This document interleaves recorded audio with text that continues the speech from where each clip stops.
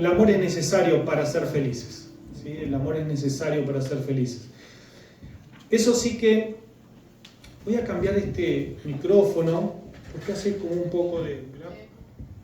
Como raro. Y estoy pensando todo el tiempo que los estoy aturdiendo. Entonces, por eso mejor este. Si quieren abrir aquellos que tienen Biblia, 1 de Juan 4:9, ¿sí? Dice así. Si no está en la pantalla también. En esto mostró el amor Dios que envió a su Hijo al mundo para que vivamos. Es interesante que Dios es el primero en mostrar un amor real y completo. Él nos muestra el amor a través de ¿quién? De Jesús. Y el resultado de este amor, dice, ¿para qué? Para que vivamos. Para que tengamos una vida en amor, en felicidad. Ahora es interesante que tú y yo no valoramos el amor de Dios si no entendemos el pecado. Quizá alguien vino esta noche porque fue invitado, o alguien después nos mirará por internet y no valorará el amor de Dios o el regalo de Dios. Porque sí que yo me pregunto muchas veces,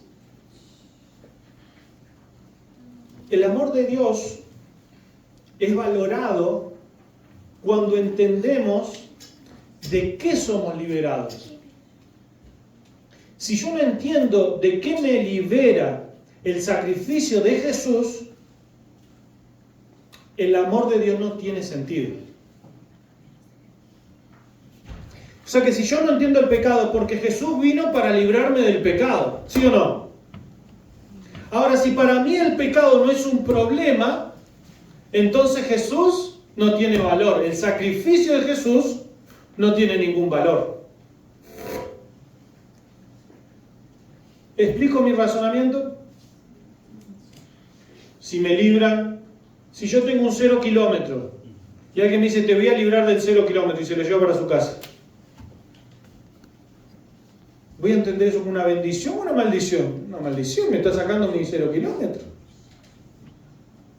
Lo comparo con algo súper tangible, no estamos hablando que el 0 kilómetro sea pecado ni nada por el estilo. Simplemente para que entendamos la lógica de que el amor de Dios se entiende, ¿sí?, cuando yo realmente comprendo que me están librando de algo que no le doy valor. Si le doy valor, es difícil apreciar el amor de Dios. Todo lo contrario. Desestimo el amor de Dios, no lo quiero, porque me está quitando algo que yo valoro y deseo.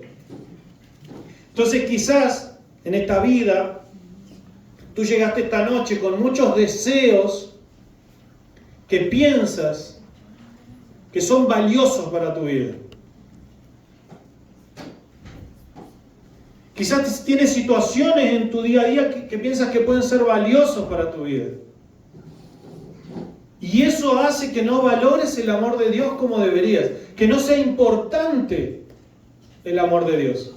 Por eso lo primero que vamos a desentrañar es realmente algunas razones de qué es el pecado, qué es lo que realmente hace el pecado en función de nuestra felicidad. Los invito a buscar allí Romanos 5:12.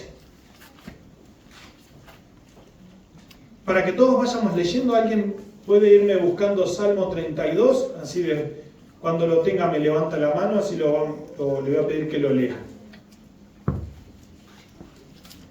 Romanos 5:12 dice lo siguiente: por tanto, como el pecado entró al mundo por un hombre y por el pecado la muerte, así la muerte pasó a todos los hombres por cuanto todos pecaron. Primer punto. El pecado causa la muerte. Y cuando pensamos en la muerte, generalmente solo la asociamos al final de nuestra vida. Entonces, por allí a los más jóvenes les cuesta entender realmente lo que el pecado les está quitando, porque todavía les queda mucha vida. Es más fácil para alguien que le quedan 10, 15 años, 20 años, o que está allí a las puertas de encontrarse con la muerte, sentir que el pecado realmente es un enemigo. Pero alguien que le quedan 50, 60, 70, 80 años de vida, ¿les parece a ustedes que la muerte podría llegar a ser una real preocupación? Quizás no, y quizás estás en ese momento. Pero la muerte, para entenderla justamente, no como una simple vislumbre, la muerte no se padece cuando se muere, se padece en cuanto vivimos. Algo muy simple, algo muy simple. Las personas que van a la peluquería a teñirse el pelo, ¿sí? No hay nada de malo en teñirse el pelo, puede quedar muy bonito por las dudas. Yo no me lo tiño. Pero el producto es para cubrir lo que el pecado le quitó a esa persona. ¿Ustedes piensan que la vejez va a existir en la eternidad? No. ¿El desgaste corporal va a existir en la eternidad?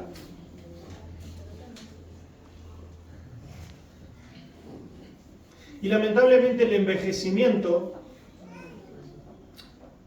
es el proceso de la muerte. Entonces, cada vez que te lavas los dientes, no solamente estás siendo higiénico, estás tratando de dilatar en el tiempo las consecuencias de la muerte. Cada vez que sales a hacer ejercicio, haces tu parte para cuidar un cuerpo que está en proceso de muerte.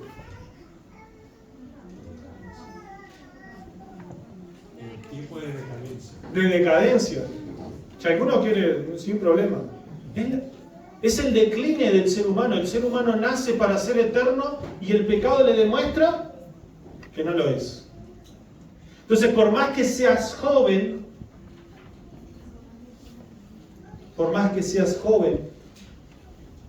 la muerte ya te está atendiendo.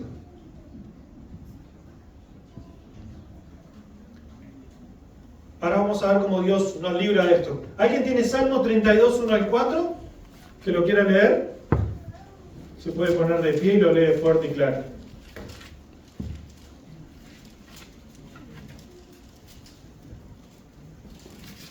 Bienaventurado aquel cuya transgresión ha sido perdonada y cubierto su pecado. Bienaventurado el hombre a quien Jehová no culpa de iniquidad y en cuyo espíritu no hay engaño.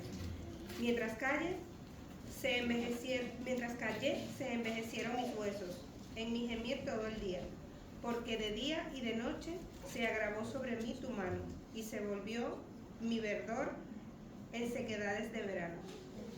Fíjense la consecuencia del pecado del salmista, lo que está diciendo, ¿sí? Hay una condición no solamente física, hay una condición, un estado mental del cual él no consigue salir, una tristeza que le ocasiona la situación en la cual él está viviendo. Muchas veces nos encontramos y algunas cosas podemos pensar, pero eso no es pecado. O sea, yo no hice nada, no pequé para que me esté pasando esto. Y realmente muchas cosas no suceden porque pecamos. Pero sí suceden por el pecado que hay en el mundo. La debilidad mental, el desgano, el desinterés por la vida, la falta de productividad y muchas otras cosas son consecuencia del pecado. Pastor, entonces quiere decir que no tengo ganas de ir a trabajar y es porque soy pecador. ¿Quién quiere ir a trabajar todos los días y va con unas ganas, los días lunes, unas ganas desaforadas para ir a trabajar? No, cuento pocas manos. Entonces, ¿que eso es porque soy pecador? Mira, ¿sabes que sí? ¿Sabes que sí? En la tierra nueva dice la Biblia que vamos a trabajar. Yo no veo a nadie, no me imagino a nadie en la eternidad levantándose en una casa de oro y de cristal, así se levanta, dice, ¡ay, qué macana que Dios me va a mandar a trabajar hoy! Yo no me imagino eso en la eternidad. ¿Tú te lo imaginas? Sin embargo, en la eternidad vamos a ir a trabajar, ¿sí o no? Dice que labraremos las viñas y cosecharemos. Entonces, el desgano por el trabajo no es una consecuencia del pecado. De hecho, Dios no le dice a Adán y a Eva, con el sudor de tu frente trabajarás entre espinos. Pero es porque yo estoy condenado a muerte. No, no es porque estás condenado, puedo estar salvo. Pero aún siendo salvo, estás en medio de esta situación de pecado. Y es inevitable tener esa condición. Es inevitable. En este mundo, ¿verdad? No como individuo lo podemos comenzar a evitar. De a poquito. Ya vamos a llegar. Pero esa sequedad, ese desgano, esa condición mental inapropiada que nos hace tristes, con ausencia de felicidad, es pecado. Porque todo lo que no produce bondad es pecado. Entonces Satanás está conmigo. No, son dos cosas distintas. Son dos cosas distintas. Pero no deja de ser todo lo malo que nos acontece consecuencia del pecado. Sea directamente mis decisiones o de mi entorno, pero me afecta. Porque estamos en el mundo. Unas cositas más. El siguiente, por favor. Gracias. Isaías 53, 4 y 5. Miren lo que dice, maravilloso, de Jesús. Ahí está hablando de una profecía.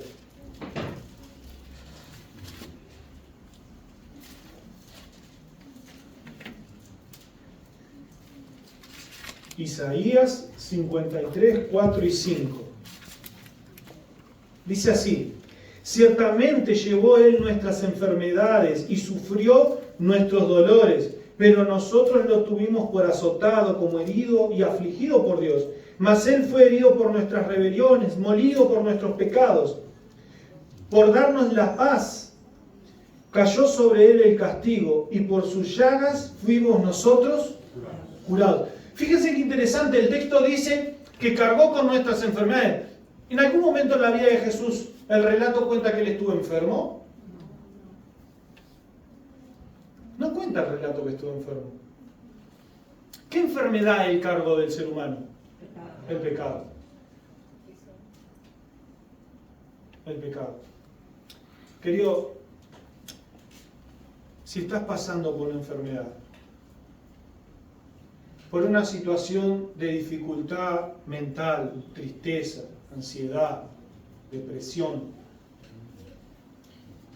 si tú te encuentras en una situación de salud física, estás enfrentando una dolencia,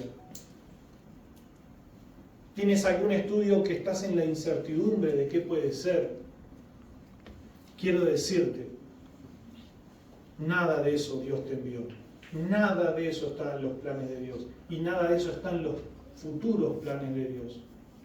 Lamentablemente eso es consecuencia del pecado. Entonces es un castigo por mi pecado. No, no. Dios no castiga. Es la consecuencia del pecado. Pero pastor, yo ya me entregué a Jesús, ¿por qué sigo sufriendo? Porque todavía estamos en un mundo de sufrimiento. En un mundo de dolor.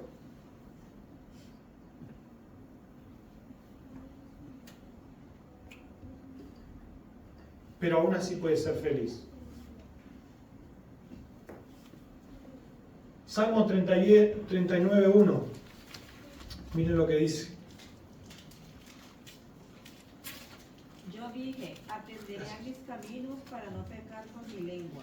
Guardaré mi boca con freno en tanto que el impío esté delante de mí. Interesantísimo ese texto. ¿De qué habla? El pecado metiéndose con qué, con nuestras palabras, con nuestros relacionamientos, ¿sí? Peleas con el prójimo, familiares, hijos, etc. Pero me llama la atención el final del texto, porque dice así: guardaré mi boca con freno. La palabra freno allí es la de un caballo. En mi país se llaman estribos, los estribos. Es como que yo mismo me coloco algo para que alguien me cinche. ¿Sí? Ese es el freno del cual está hablando. Es ese tipo de freno. En tanto que el impío esté como delante de mí. O sea que él está viendo algo que está mal y entonces tiene el derecho de decirle: está mal. No, ¿qué es lo que dice el salmista? Fréname, Señor. Porque las intenciones de acusar, miren qué interesante. ¿Quién se llama el acusador?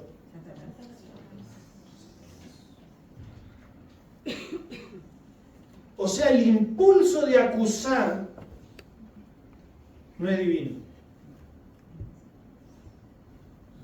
Interesante. El impulso de acusar no es divino.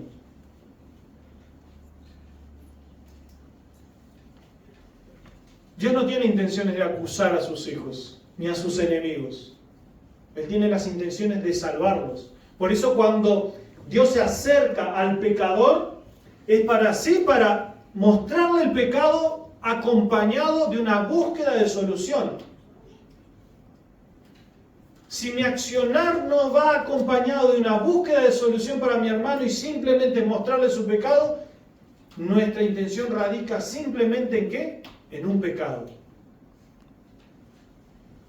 Porque es mera y lisamente acusar.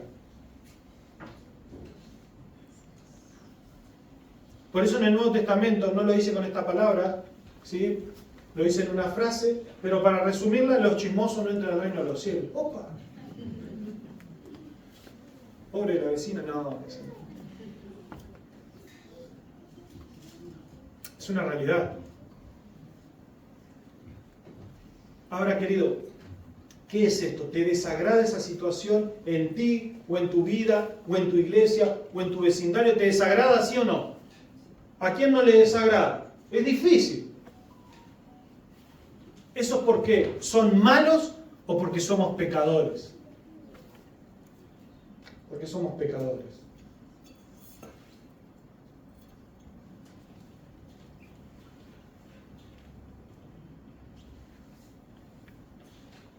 ¿Entendemos el pecado ahora? Todo lo que atiende. Nuestro envejecimiento, que se desenlaza en muerte. Nuestros problemas psicológicos, nuestra falta de sabiduría emocional, no saber enfrentar nuestras propias emociones, lo más simple de la vida, no nos controlamos nosotros mismos y sufrimos por eso. Sufrimos dolencias, sabemos que viene el invierno y viene la oleada de gripe, de artritis, los que estamos operados en las rodillas nos duele. Es difícil llevarnos bien. Todo eso, querido, si no te parecía grave el pecado, todo eso es pecado. Entonces, cuando yo entiendo el pecado, entiendo el valor de Cristo Jesús. Porque si Cristo Jesús me vino a librar de todo eso, entonces, ámame, Señor. Amén. Porque yo no quiero vivir así. Yo no quiero vivir así. Y vamos a ver, la Biblia me lo demuestra. Siguiente diapositiva. ¿Qué genera el amor de Dios? Juan 3:16. Primero que nada, vida eterna. ¿Quién se acuerda de Juan 3:16? Porque de tal...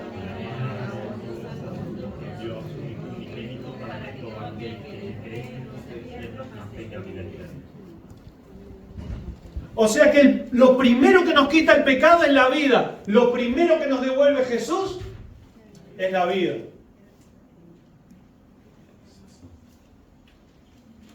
No le tengo miedo a la muerte, porque en Cristo Jesús hay vida. Y ya no soy de Satanás, soy del cielo. Me encanta primera de Juan 8, dice, no tenemos temor a la muerte. No tenemos temor a la muerte, porque en Cristo Jesús hay vida. Solo un ejercicio, lo hice hace un tiempo acá, creo. Aquellos que tienen lentes, si quieren, no se los saquen. Yo me los saco solo para que me vean. Vamos a hacer un ejercicio de ojos. ¿Estamos de acuerdo? ¿Quién se acuerda cuando lo hicimos? ¿Quién se acuerda? ¿No? Mejor entonces. Todo músculo necesita cierto calentamiento, así que vamos a calentar los músculos de nuestros párpados, pestaneen varias veces. Va a ser un ejercicio intenso. Alguno puede ser que sufra un agotamiento total de sus... No, mentira. Tan pronto los ejercitados a la cuenta de 3 los van a mantener abiertos. Yo voy a decir unos 3, lo abre, y cuando diga ya, lo cerramos y abrimos todos juntos. ¿Estamos de acuerdo? ¿Sí? 1, 2, 3, abrimos, ya. Por si no le salió bien, ¿sí? Y estaba medio dormido, volvemos a repetirlo. 1, 2, 3, abre, pronto, listo, ya. Acaban de morir y resucitar. ¿Qué es la muerte? Un abrir y cerrar de ojos. ¿Creen o no creen en lo que dice la Biblia? Amén. Y si la Biblia me dice que la muerte es un abrir y cerrar de ojos, si tienen la pregunta de ¿qué se sentirá estar muerto? Lo acaban de sentir. Desde el momento que expiraron su último aliento hasta que Dios retorne la vida a ustedes, será exactamente lo que acaban de vivir 2 veces. Solamente que los que estamos aquí la vamos a vivir una sola. Amén. Amén. Una sola. Porque los salvos, como máximo, pasarán por una sola vez esa experiencia. Porque a partir de que lo abran, nunca más. Porque el Señor vino para darnos vida eterna. Por eso yo enfrento la muerte sin temor. Sin temor ninguno, querido. Porque la muerte fue vencida en la cruz. Aunque yo sigo siendo testigo de lo que causa el pecado en mi vida y sigo envejeciendo, sigo siendo un testigo de que a la vejez no le tengo miedo. Y cada uno puede lucir la edad que le toque vivir, sin problema. Camine sin vergüenza. No es que es un sinvergüenza, camine sin vergüenza. ¿Amén? Amén. Claro que sí. No le tenemos miedo a la muerte, ni a la vejez, aunque no nos guste, pero no le tenemos miedo. Porque la muerte fue vencida, y aunque la vejez es un reflejo de que se aproxima la consecuencia del pecado, esa consecuencia fue crucificada. Y no le tengo miedo, porque entiendo el amor de Dios, y eso me hace ser feliz. Y aún si tuviera que morir, sé que simplemente sería un abrir y cerrar de ojos. Si tengo que enfrentar una enfermedad, con preocupación, pero sin miedo. No te preocupes. Cristo te ama tanto que ya te dio la solución. Primera de Pedro 5, 7. Y nos vamos aproximando a los últimos textos. Echar toda vuestra ansiedad sobre Él, porque Él tiene cuidado de vosotros. Miren qué interesante, un texto para inteligencia emocional. ¿Qué pasa con la ansiedad? Nos carcome muchas veces. Tenemos esos ataques de ansiedad que no conseguimos soportar. ¿Y qué dice el Señor? Echad sobre Él toda vuestra ansiedad. ¿Qué es la ansiedad? Es un desgaste que el pecado ha hecho en nuestra resiliencia contra este mundo. Nuestra capacidad de enfrentar mentalmente los desafíos y el futuro sobre todas las cosas. Porque la ansiedad nace muchas veces de la ausencia de saber qué va a pasar. Y eso me genera ansiedad. Y estoy ansioso. Y no sé qué va a pasar. Pero en Cristo hay sosiego para la ansiedad. Porque el futuro con Cristo está asegurado. Y aquí es donde viene el punto importantísimo. Si yo tengo certeza de que el Señor está conmigo, aunque me permita pasar por cosas difíciles, no me desamparará.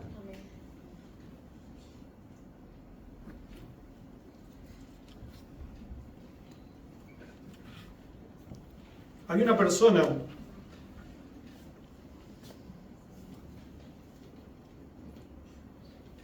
hizo todas las cosas como Dios aconseja en su economía. Pero por razones de la vida y emergencias, tuvo que comprar lo que ya había comprado. Y eso le generó una deuda. Pero recuerden el principio. Él había manejado sus finanzas de acuerdo a los consejos divinos. Y los ahorros que había generado bajo los consejos divinos no eran suficientes para enfrentar esa dificultad.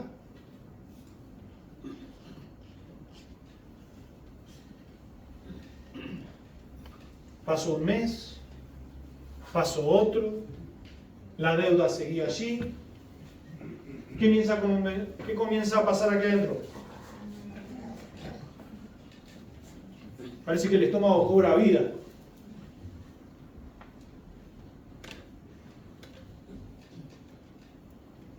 Cuando nosotros tenemos certeza de que estamos caminando con Dios y haciendo las cosas como Dios, la ansiedad tiende a disminuir.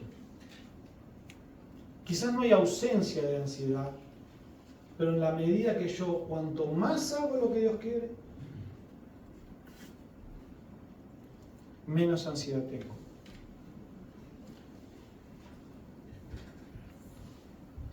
¿Cómo terminó la historia verídica de esta persona? Se las cuento mañana. Pero te garantizo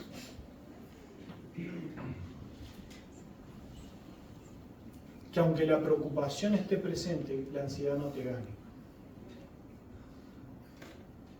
Porque quien se preocupa se ocupa de las cosas, pero quien se pone ansioso se desespera.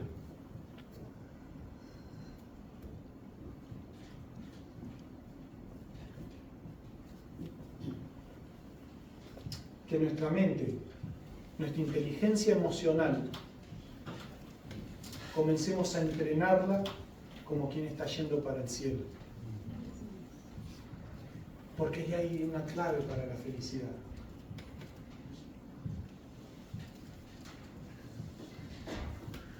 Lo que el pecado me quita, Jesús me lo devuelve. Si hoy estás con Cristo, lo que acontezca en el futuro tiene solución. Preocúpate y ponte ansioso si hoy no está Cristo. Pero si hoy está Cristo, deja tu ansiedad hoy de lo que acontecerá mañana. Siguiente, por favor. ¿Qué genera el amor de Dios? 2 cosas más. Pusimos 4 del pecado. Y 4 que Dios a través de su amor hace por nosotros. Apocalipsis 21, 4. Es un texto muy conocido. ¿Alguien se lo acuerda de memoria? Enjugará Dios toda lágrima de los ojos de ellos, y ya no habrá más muerte, ni habrá más llanto, ni clamor, ni dolor, porque las primeras cosas pasaron. ¿Se acuerdan? El pecado nos quita la vida, Dios nos da la vida. El pecado nos da inseguridad mental, Dios nos da seguridad mental. El pecado nos trae enfermedades porque Él cargó todas por nosotros. Él nos va a librar de toda enfermedad. Ahora o en la eternidad. Pero ya no habrá ni más llanto ni más dolor.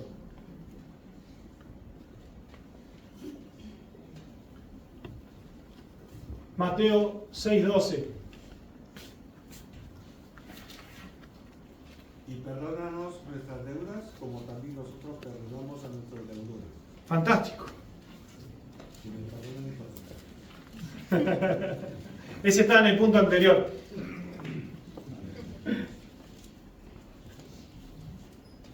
Mateo 6:12 habla, ¿recuerdan el último que yo leí, que lo que nos quita el pecado es una buena relación social? Esta es la solución a las relaciones sociales fracturadas. Y es interesante que este texto refleja el accionar del cielo. ¿El ser humano le fue a pedir perdón a Dios o Dios vino a perdonar al ser humano? Dios vino a perdonar al ser humano. Y el ser humano se dio cuenta que necesitaba perdón. ¿Quién era el verdadero ser que había sido maltratado en esta ecuación? Dios. Dios no tenía en nuestros conceptos por qué venir a ofrecer perdón. En el concepto del ser humano, yo ofrezco perdón cuando me piden perdón. Yo te perdono si me pedís perdón. Si tenés la humildad de venir a decir, me equivoqué. Sin embargo, la oración modelo ejemplifica el accionar del cielo. El accionar del cielo no espera que le pida perdón. Él te lo ofrece.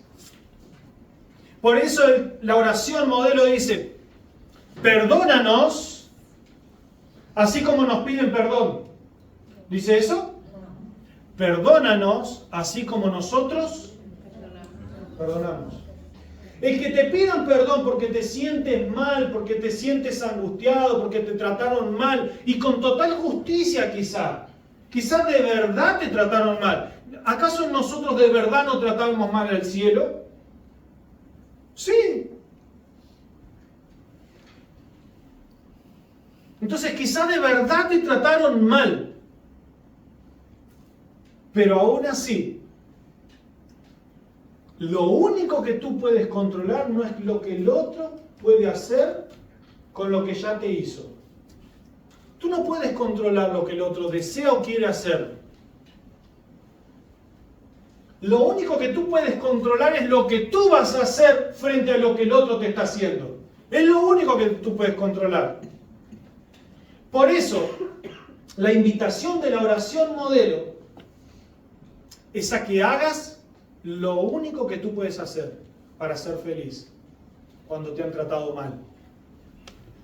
Es perdonar. No, pero pastor, fue tan injusto como lo que tú hiciste con Jesús. ¿Será más o menos igual lo que te hicieron?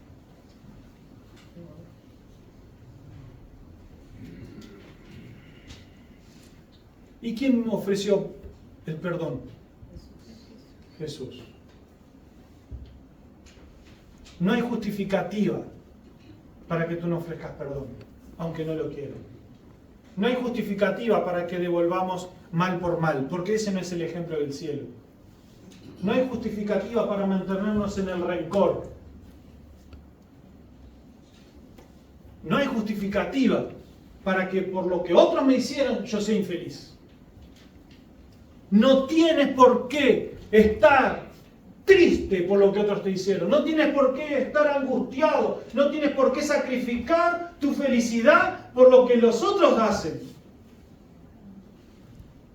Si estás triste por lo que te hicieron, la solución bíblica es el perdón. Pastor, pero no se lo merece. Yo tampoco me lo merecía y Dios me lo dio igual. Un amigo que dice yo era una basura. Y yo lo era, mi querido. Yo, Matías, era una basura. Y sin embargo, Dios me ofreció perdón. Así que ese hermano que te hizo daño, ese hermano que tú lo tienes atragantado acá, no es el que te está quitando tu felicidad. Tú la estás sacrificando por no perdonar.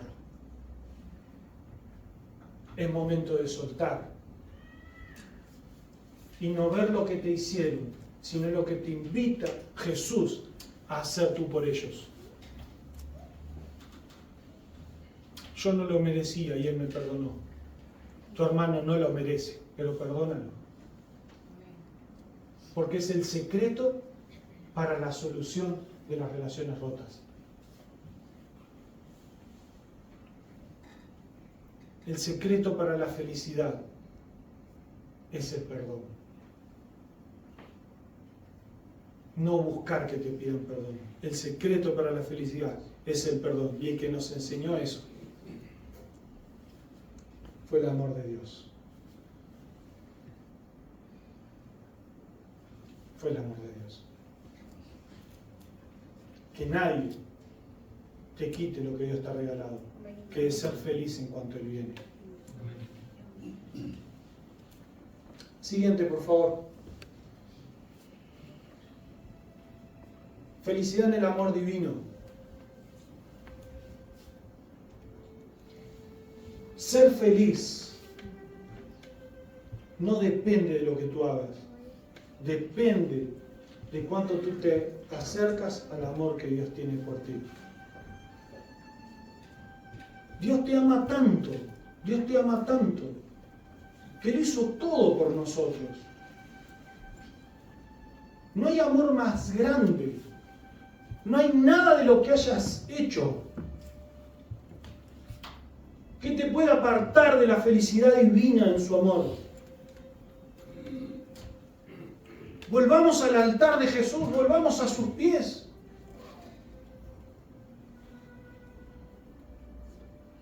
Para ser feliz no faltan charlas, no faltan sermones, no faltan capacitaciones. El pilar de la felicidad es el amor divino. Y el amor divino no se consigue de otra manera que yendo a los pies de Él y amándonos los unos a los otros. Si hoy viniste aquí y dejaste un torbellino en tu casa, regresarás y posiblemente sigas estando, pero lo puedes enfrentar en el amor del Señor. Yo no te prometo que va a ser todo divino, todo lindo, pero sí te prometo que puedes ser feliz. Sí te prometo que puedes ser feliz. Porque eso me lo prometió el Señor.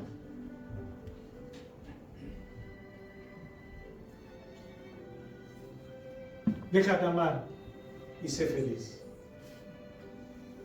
Déjate abrazar y sé feliz. Siente en esta hora el amor de nuestro Señor Jesucristo.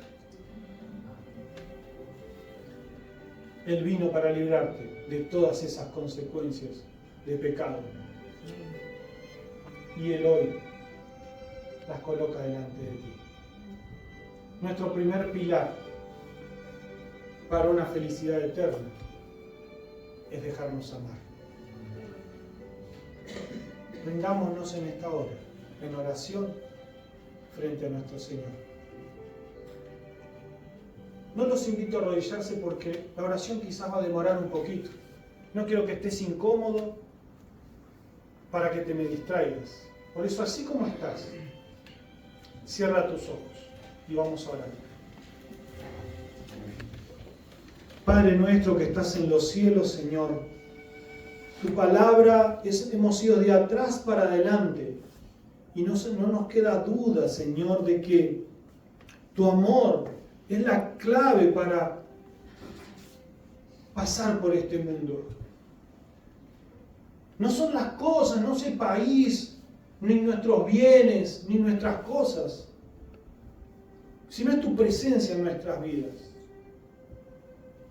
Hoy estamos aquí en este momento, delante de tu presencia, Señor,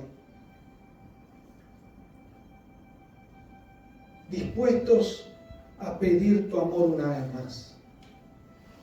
Por eso te entrego el pensamiento de mis hermanos en este momento, que por un instante hablarán contigo.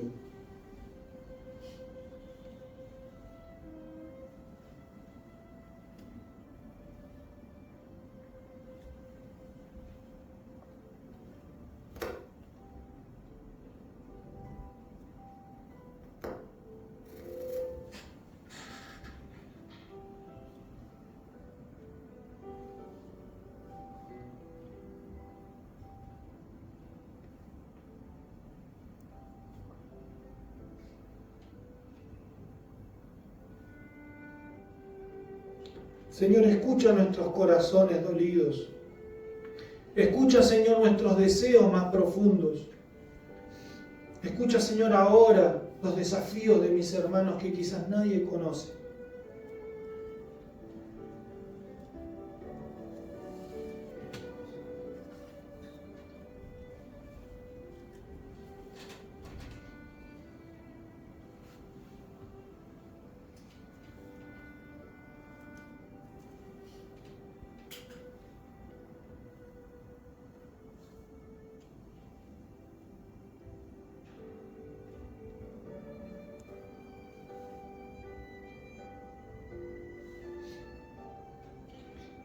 Señor, lo más duro de esta vida es reconocer. Tú nos ofreciste el perdón y hoy lo queremos tomar. Por eso en nuestras mentes, en nuestros corazones, nos tomamos un instante para aceptar tu perdón, confesarte nuestros pecados.